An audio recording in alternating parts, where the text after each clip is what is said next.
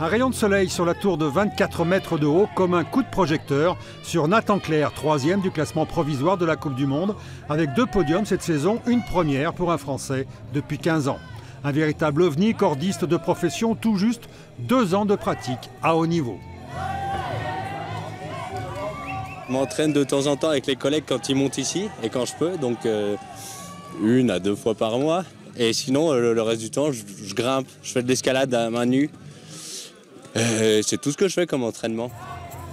Après, je m'entraîne plus tôt, mais j'ai un bon gros passé de grimpeur de haut niveau. Et je pense que ça m'aide vraiment dans la compétition. Et du coup, mentalement aussi, je pense, très solide. En France, la cascade de glace est un sport confidentiel, contrairement à la Corée du Sud ou la Russie. Alors si la victoire semble hors de portée pour les tricolores, restent les places d'honneur, podium et top 8. L'objectif des 2 leaders féminins, Marion Thomas et Coralie Jay. Il y a beaucoup de professionnels sur le circuit là. Je crois qu'on est 29 filles engagées là. Sur les 29, il y en a bien une quinzaine qui sont professionnelles, qui font que ça. Nous en France, on l'est pas du tout. Moi par exemple, je suis prof des écoles. Du coup, le matin, je me lève pour travailler la semaine. Et du coup, c'est vrai que par rapport à des athlètes qui se lèvent le matin pour s'entraîner, il y a quand même une sacrée différence.